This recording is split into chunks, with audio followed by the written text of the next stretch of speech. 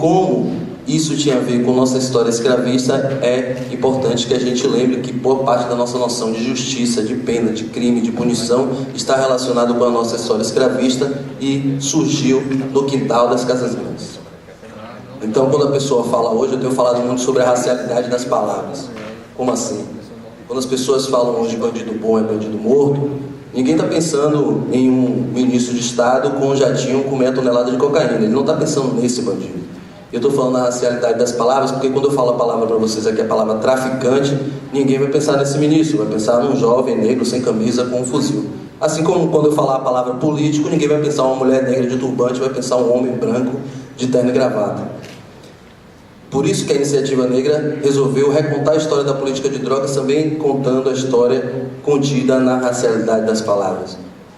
E quando a gente começa a pensar sobre isso, e a gente vê a história do momento em que se começa a pensar que deve-se controlar algumas substâncias psicoativas, a gente vai ver que ela já é fundada não na ideia. Aí eu estou dizendo, quando a gente diz que quem afirma que a política de drogas ela é um fracasso, é porque está apenas observando os objetivos declarados pela política. Quais são os objetivos de se manter um modelo de guerra às drogas? É controlar o mercado, é proteção da saúde pública, é redução da oferta de drogas. Esses são os objetivos declarados, mas quando a gente estuda a política de drogas no Brasil e no mundo, a gente vai encontrar os objetivos latentes, os objetivos reais daquele controle, e os objetivos reais daquele controle não são esses declarados pela política. Eles são, na verdade, fundamentais para o controle populacional. Se a gente for pensar a literatura, no Brasil, a primeira legislação que tenta controlar alguma substância psicoativa, não preciso dizer para vocês que a gente usa drogas desde que a gente está no mundo, né? Todo mundo aqui entende isso, né? Que não existe um precedente na história onde as pessoas não usavam drogas. Então a gente usa drogas desde que a gente está no mundo. Mas quando a gente começou a controlar essas substâncias no Brasil, em 1823, uma decisão no Rio de Janeiro da Câmara Municipal que era para controlar o pito do pango, e que inclusive já dava pista de quem se buscava criminalizar, já que a própria expressão pito do pango era utilizado pelos negros escravizados. Ao longo do século XIX, graças às diversas revoltas escravas que nós tivemos e mudanças importantes no processo político do Brasil, as elites políticas começam a pensar o que é que nós vamos fazer para o Brasil do século XX, já que se aproxima o final da escravidão formal, não por nenhuma benevolência, mas também por causa das nossas lutas. E a professora Célia Maria Azevedo, ela fala no Onda Negra Medo Branco, a primeira fase do livro o pensamento das elites políticas naquela época era: o que fazer com o negro? O que fazer com o negro para o Brasil ser um país civilizado no século XX?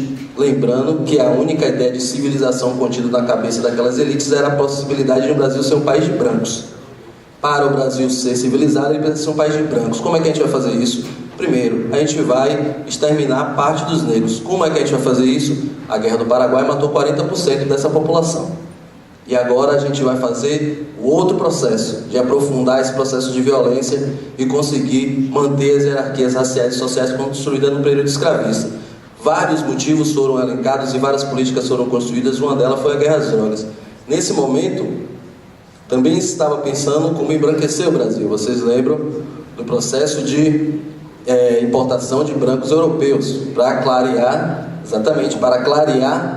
a população brasileira.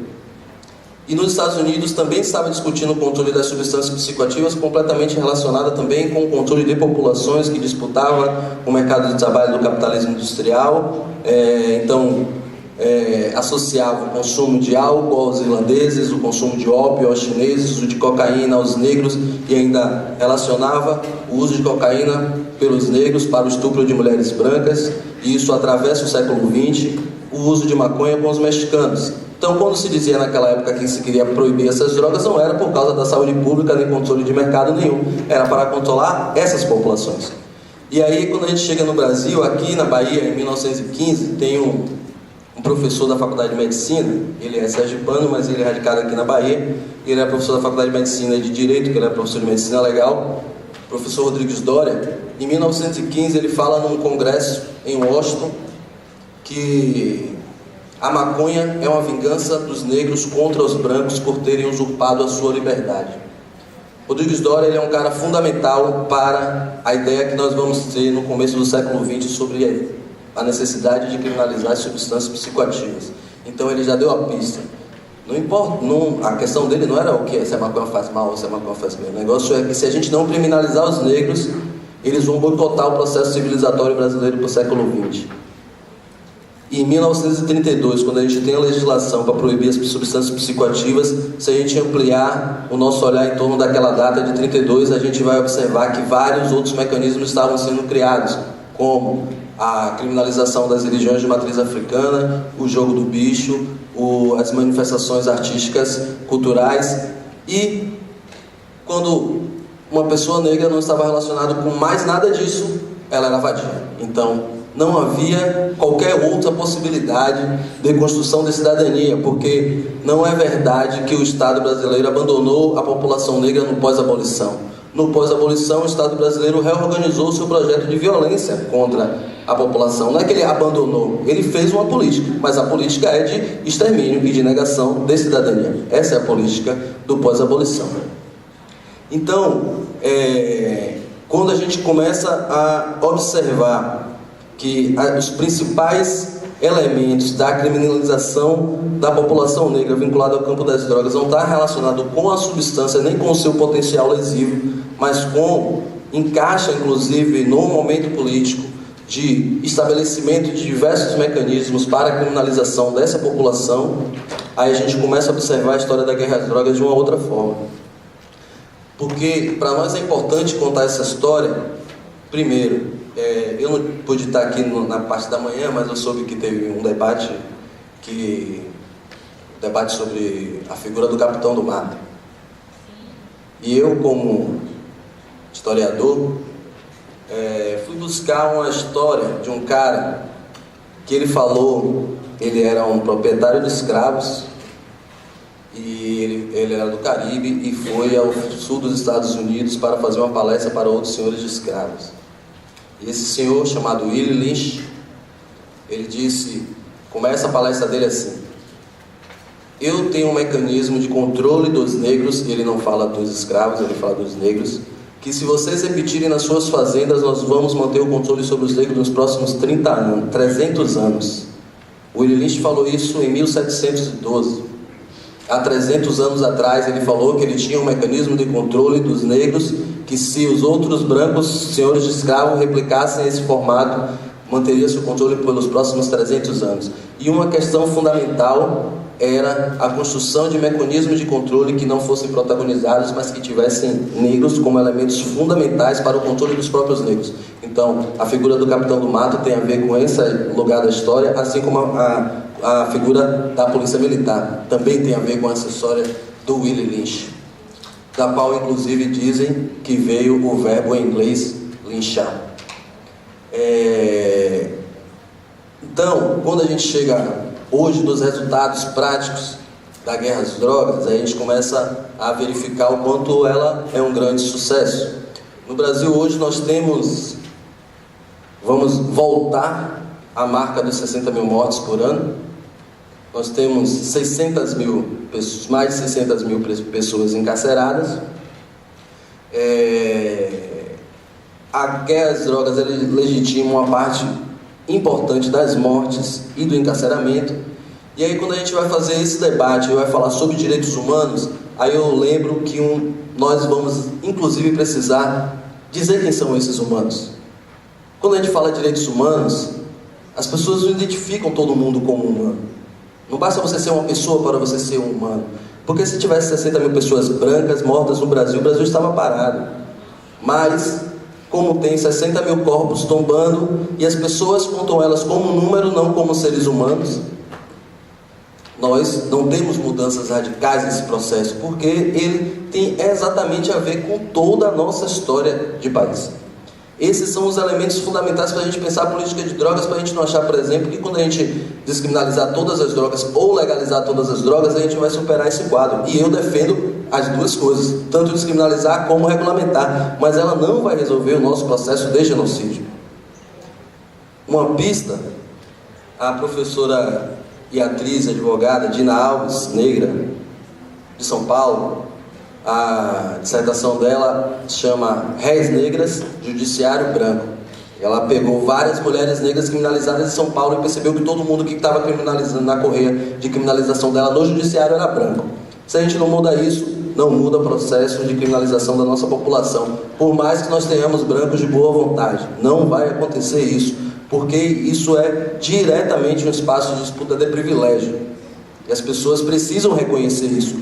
Inclusive, primeiramente, os brancos e brancas que são parceiros precisam reconhecer isso, que para nós sentarmos na cadeira, alguém vai ter que levantar. Mas a gente ficou do lado de fora o tempo todo. Não é que a gente estava no cantinho em pé assistindo, não. A gente estava do lado de fora. A gente entrava, na verdade, somente para recolher os copos e varrer o auditório. Então nós temos que pensar sobre isso, para a gente pensar exatamente quais são os mecanismos que nós vamos precisar desconstruir para mudar esse quadro de genocídio. Nós temos um quadro, por exemplo, que nos últimos 14 anos o encarceramento de mulheres cresceu 567%. 567%. 70% das mulheres estão criminalizadas por drogas. Aí eu fiz uma comparação, uma atividade que eu estava fazendo aqui em Salvador mesmo. Inclusive ela faria maior impacto em Salvador do que qualquer outra cidade do Brasil, porque eu falei, e se criminalizassem o Dendê? Aí a galera já ficou, eita, Dendê não. Aí eu continuei a minha fala dizendo, não, mas é porque para mim, criminalizar o Dendê ou a maconha, tanto faz. Porque não importa se é Dendê, se é maconha, como não importa se é explosivo ou se é pinho-sol. Porque nós somos criminalizados antes de chegar na substância. Então não importa se é Dendê, ou se é maconha, ou se é pinho-sol. Nós já estamos criminalizados antes de encostar na substância. E nós temos um modelo de guerra às drogas que ela não é proibitiva, ela é restritiva. Porque se vocês olharem, por exemplo, aqui no bairro de Salvador, por acaso não acontece tráfico de drogas no Corredor da Vitória, ou na Pituba, ou no Horto, acontece. E todo mundo sabe que acontece. E a polícia também sabe que acontece, o Ministério Público sabe que acontece, o jornal sabe que acontece. Mas quantas vezes a gente vai ver um pé na porta no Corredor da Vitória? Nunca. Quando a gente tem, por exemplo, a decisão de um juiz no Rio de Janeiro que determinou que era possível a polícia entrar em determinada região de favela em todas as casas sem mandato. Isso demonstra que as pessoas não reconhecem aquelas como detentoras de direito. Por isso que eu estava dizendo a necessidade de a gente humanizar os humanos do qual a gente está falando. A gente tem uma política que é fundamental, eu não estou falando contra ela, ela é muito importante no campo da saúde, que chama Humaniza SUS. Aí eu ficava pensando, então o SUS antes não era pensado para humanos, era pensado para quem? Toda vez que a gente fala sobre o debate dos direitos humanos, a gente precisa apontar isso, porque um dos elementos fundamentais do racismo, para ele se perpetuar, é desumanizar as pessoas. Ele parte daí. Ele só pode estruturar todas as nossas outras relações porque ele nos desumaniza antes de tudo. Então, quando a gente começa a contar a história da guerra às drogas, a gente vê hoje nos Estados Unidos, que é 1/4 da população carcerária do mundo, ou seja, 25% de todas as pessoas que estão encarceradas nos Estados Unidos. E a população negra nos Estados Unidos, mesmo sendo minoria, ela é a maior taxa populacional no sistema prisional. Aí você pergunta qual é o motivo? A guerra às drogas. Nós nunca, em nenhum momento, nós tivemos uma guerra contra as drogas. Eu podia até perguntar para a Major aqui, mas eu e nem vocês acredito que já tenham visto a polícia dar um tiro em pé de maconha. Então não existe uma guerra contra substâncias. A guerra é contra pessoas. E quando a gente adota o modelo de guerra, tudo mais que a gente queira fazer no campo dos direitos humanos, mesmo com as melhores das vontades, ela vai ser sempre limitada pelo nosso modelo de guerra. Quando a gente pensa que a política de drogas hoje tem uma possibilidade e, na verdade, um grande instrumento e uma história que está completando no Brasil agora 30 anos de redução de danos, quando a gente pensa uma outra possibilidade de atenção ao uso da substância, nós temos hoje boas tecnologias, boas experiências, bons profissionais, redutores e redutoras de danos, super capacitados nesses últimos 30 anos, boa parte, inclusive, pelos movimentos sociais. Eu estava agora até fim de semana passado, estava lá em Curitiba, no congresso de HIV, AIDS e hepatites virais, e a gente fez uma reunião com as principais organizações da redução de danos, e a gente estava falando sobre isso, Por mais que nós tenhamos aqui reunidos as boas e melhores práticas, ela vai ser sempre limitada pelo modelo de guerra.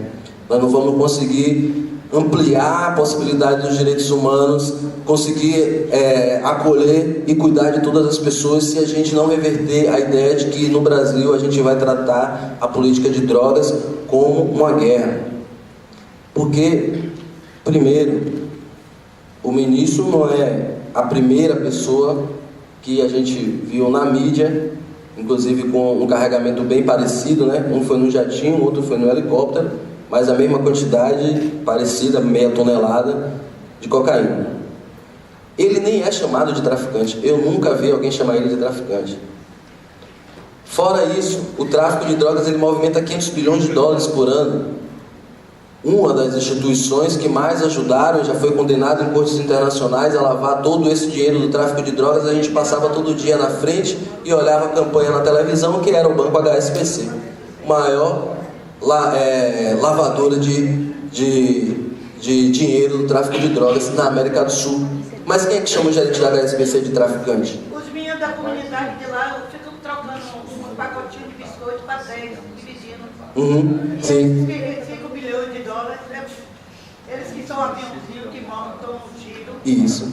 Aí eles ficam brigando por causa de um pacote de biscoito. E são essas pessoas que elas vão ser caracterizadas enquanto os traficantes. A culpa de circular as drogas são essas pessoas. As pessoas falam, aí um dia tem uma operação da polícia, encontra a casa de um cara do tráfico de drogas dentro da favela, e a casa tem uma piscina e uma televisão grande, e fala, olha como o tráfico dá dinheiro. Aquela pessoa muitas vezes não pode nem mais sair da sua comunidade, é ele que está ganhando com o tráfico de drogas de verdade.